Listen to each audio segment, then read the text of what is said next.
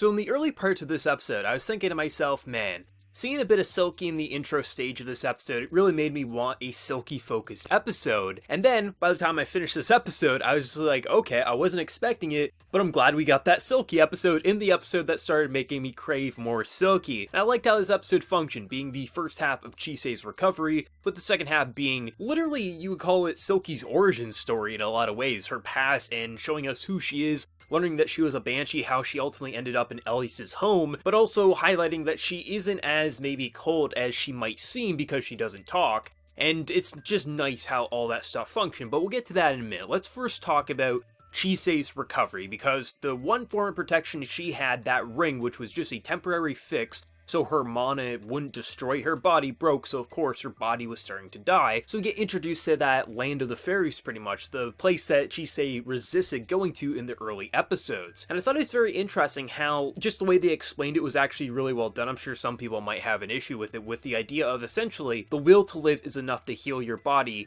It happens in the human world where people, for whatever reason, they just don't want to give up on life, and this incurable disease just won't kill them even though it should. But when you're in the land of the fairies here, it essentially is amplified to the extreme. You can literally heal yourself in a matter of minutes if you have the will to live. And I thought it was very interesting that the doctor starts strangling her underwater to force her to have that will to fight back so her body could recover. And I saw some people on Reddit basically were saying that, oh, so you're a doctor who essentially tried drowning Chise so she would fight back so she would have the will to live. You could have just told her that she needed to have the will to live and she would heal. But that's basically the same logic as telling someone who is in a haunted house who starts to feel a little scared, oh, you can complete the haunted house if you're just not scared. It's going to be a lot different if the person overcomes it by themselves, you know what I mean? It's just, the logic doesn't make much sense. And obviously Chise wasn't going to die there. If she literally was about to die, Elias would have immediately came in there and then protected her. She still has a necklace, he knows when she's in danger.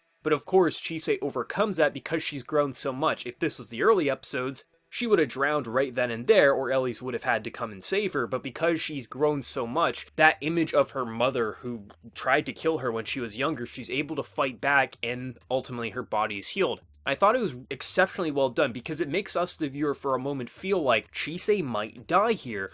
But in actuality, she was never in any real danger because she overcame it, and she also had Elias there. But Elias wasn't the one who saved her. She did it on her own accord. And I saw some people say like, oh, she's just the damsel in distress. But when's the last time Elias was forced to save her in recent memory? She's the one who's been overcoming these things because of her character development, and it's fantastic.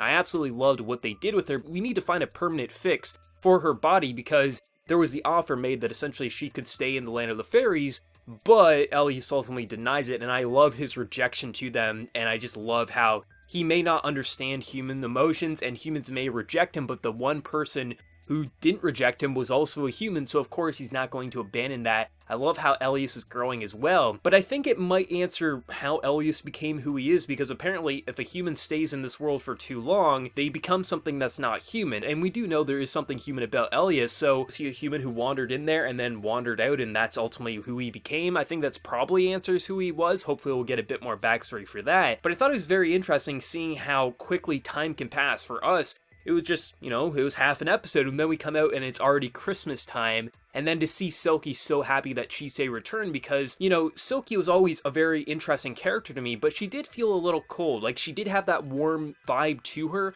but she did feel a little cold in her own way, so to see how much she really does truly care for Chise and Elias and Ruth and things like that, it was very heartwarming to see, but also that I'm home at the end was just great. It was just a nice way to wrap up the package here. I like the Banshee backstory. It really does explain a lot about her character perfectly, and just overall, this was a great episode, I thought. I thought it had an interesting balance. It was refreshing having the Silkie stuff, but also having the kind of recovery for Chise. It felt different than in the past. And just overall, it was great, and that Elias moment was just the icing on the cake to have Elias stand his ground and say, yeah, humans might hate me, but there's a human who doesn't hate me, and that's enough for me. I love that, and I love how he's romantic in his own way, but he doesn't know he's being romantic, and that just makes it all the better. But I have to say, as much as it sucked to see Chise in a bloody form, seeing Ruth cough up blood, that was probably even harder for me to look at just because he was in his puppy form. So that was just something else there. But overall, this was a great episode. I'm very excited to see Chise's first Christmas based on that preview for next week there.